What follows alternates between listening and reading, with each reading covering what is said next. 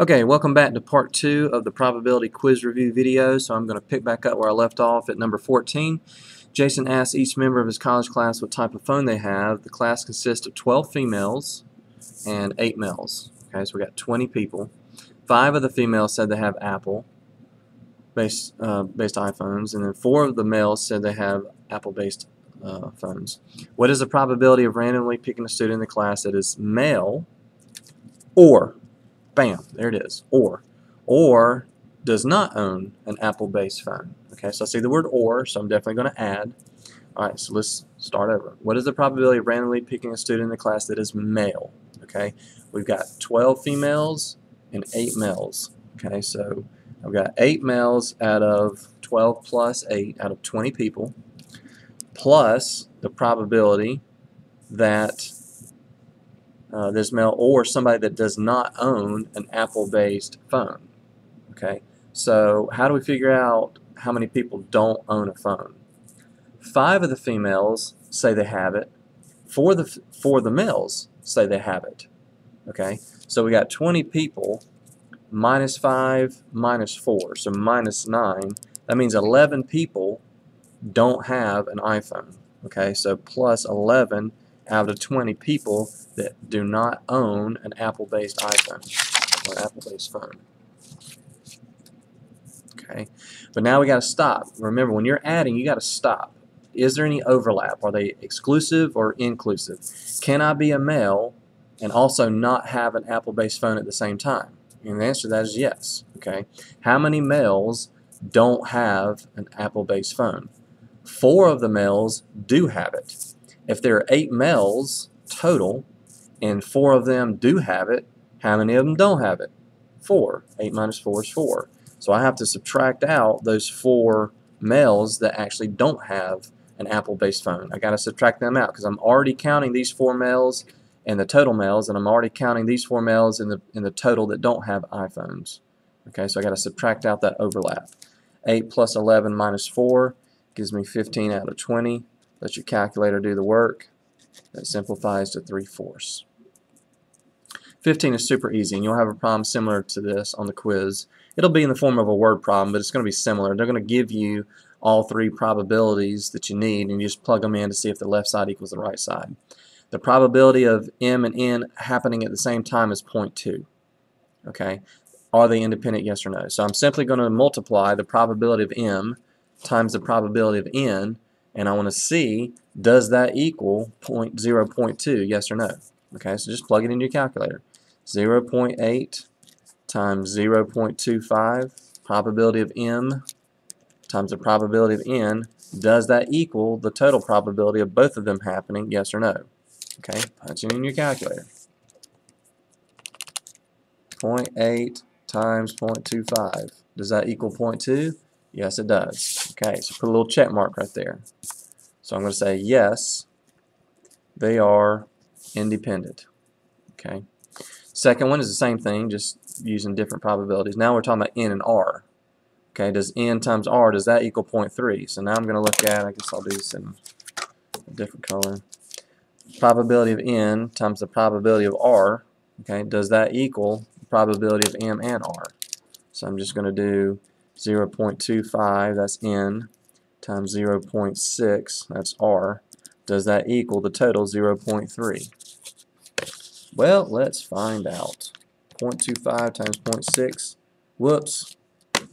Okay, that does not equal 0.3. Okay, so I'd say no.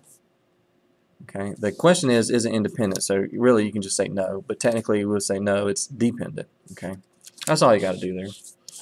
Number 16, using cards, find the probability of drawing a random 8 or a multiple of 3. Okay, so I see or, so I'm going to add the probability of drawing an 8.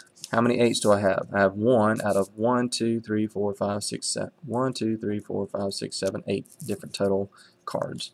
So that's just going to be 1 out of 8. Okay. Plus, what are the chances that it's a multiple of 3? What does that mean? If it's a multiple of 3, that means it's divisible by 3. So I'll just write divisible by 3. Which one of these cards are divisible by 3? 6, 12, 18 are all divisible by 3. So that means 3 of the 8 are divisible by 3. 1 out of 8 chance of getting 8, 3 out of 8 chance of getting a multiple of 3. Is there any overlap? Can I be an 8 and a multiple of 3 at the same time? The answer is no. 8 is not divisible by 3. So there's nothing to subtract out. Okay, so this would be your mutually exclusive. They are excluded from each other. Can't happen at the same time. That's 4 over 8, of course, that's just 1/2. Okay. Consider 3 consecutive cards are drawn without replacement from a shuffled deck of 52 cards. What is the probability that all 3 cards are a king? Okay, well, do you see the word and or in there? No. And remember, guys, when we're in the land of and, with or without replacement, we're drawing multiple things. I'm drawing 3 cards. I'm going to draw a card, and then another card, and then another card. Okay? So when you're drawing multiple things, you're going to multiply your probabilities. So the and is in there. I want to draw a king and another king. All right?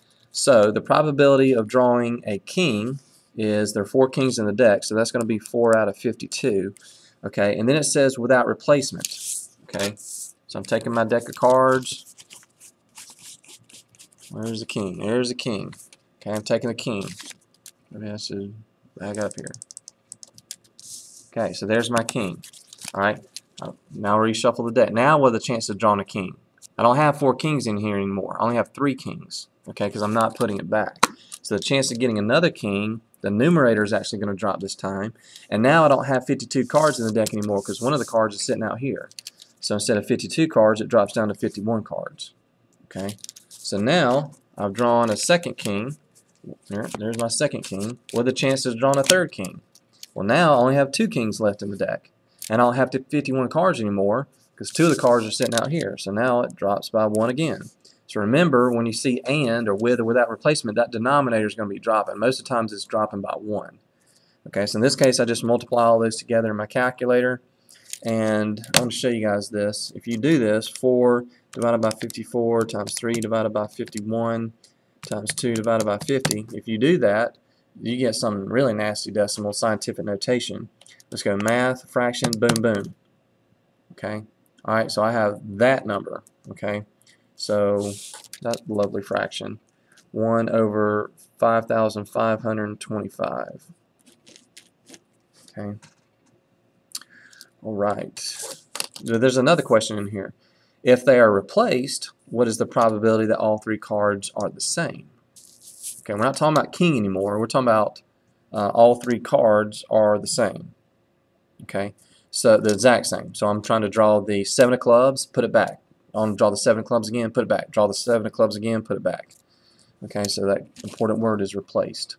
And there's an and in there. I'm drawing a 7 of clubs and a 7 of clubs and a 7 of clubs. All right, so the chances that I'm going to draw a card the first time, this is like the donut problem, okay? I don't care what the first card is. I don't care if it's an ace of spades or 7 of clubs or 2 of diamonds. I don't care what that first card is. So the chance on the first draw is 52 out of 52. 100% of the time, I'm going to get some card, okay? 100%. We don't care what it is. Now the second time, let's assume that we did draw the king of hearts. I'm going to put it back in the deck. I'm replacing it. What are the chances I get that same king of hearts again? Okay, there's only 1 king of hearts, so it's 1 out of 52. I'll put it back in the deck again. What are the chances of getting that same king of hearts again? It's 1 out of 52 again. So if you plug that into your calculator, I don't need to type in 52 over 52. That's just 1. I'll do it anyway. Times 1 over 52 times 1 over 52. Get that lovely number. Oops. Oops, sorry.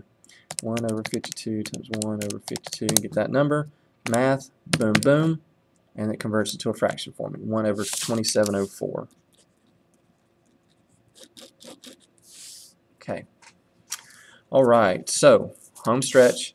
Local forecast is 40% here in Augusta, Georgia, and say 75% out in California. Okay. They're talking about Chicago and Orlando, but it doesn't matter. The forecast, the chance of rain in Chicago has nothing to do with the chance of rain in Orlando.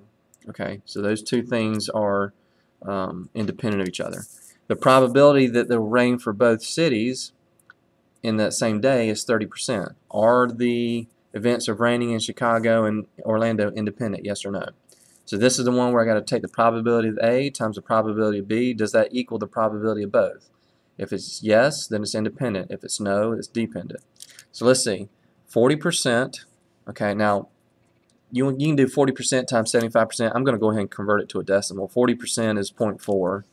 75% is 0.0 or 0.75. Does that equal 0.3? Yes or no? 0.4 times 0.75. Does that equal 0.3? Oh, yes. 0.3 equals 0.3. Yes. Those two things are independent. Now, come on, guys. Let's use a little bit of common sense. Does the weather in Chicago have anything to do with the weather in Orlando? No. So, of course, they are independent. They're separated from each other. But you can't just write down yes, independent on the quiz using common sense. I must see your work. I got to see this written out. Okay, always show your work, always. 19, local high school, 34% of students take a bus, 50% walk. What's the probability that a student takes the bus or, bam, or walks to school? If there are 1,800 students in the school, how many students would this be?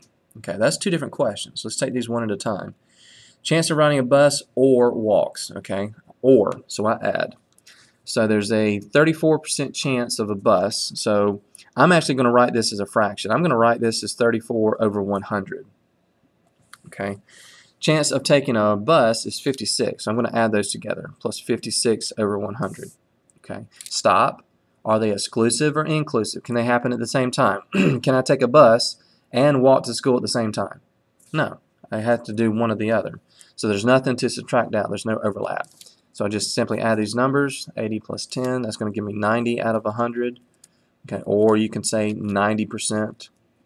90% chance that they're going to either take the bus or walk. Now the question is, okay, what if we're talking about 1,000,000 students, 100 students, or 1,800 students? How many students would this be? Okay, so just like the free throw analogy, if you make 50% of your free throws, and I shoot 1,000 free throws, 50% of 1,000 is 500. So doesn't it make sense that I would take this 90% times 1,800? Well, yes, Mr. Manisa, that makes perfect sense. So 90% or 0.9 times 1,800 students, 0.9 times 1,800, that's going to give me about 1,620. 1,620 students either ride the bus or walk. Okay. Or there's 1,620 bad parts on the assembly line. We've seen that problem several times. All right, number 20, local animal shelter has 4 birds, 12 cats, 16 dogs, 3 snakes for adoption. Why would anybody adopt a snake? I don't know. If you tell the owner to surprise you with an animal, what's the probability that you will get a cat or a dog? Okay, when I see or, I add. Let's take them one at a time. Probability of getting a cat is going to be what? There are 12 cats. How many total things do we have? 4 plus 12 plus 16 plus 3. So I have 12 cats out of a total of 35 animals. You really consider a snake an animal? I don't know. It sounds weird. 12 out of 35. I'm going to add that to the chances of getting a dog. That's going to be 16 dogs out of 35. Okay. Is there any low overlap? Can I be a cat and a dog at the same time? No. So I don't need to subtract out any overlap. So just add them together, and I get 28 over 35. Okay. If you're not sure if that simplifies, type it in your calculator. 28 divided by 35, math, boom, boom, 4/5. Okay. And that, boys and girls, is the video parts 1 and 2 on probability. Hope you guys enjoyed this, and I wish you the best of luck on the quiz. We'll see you on the next video.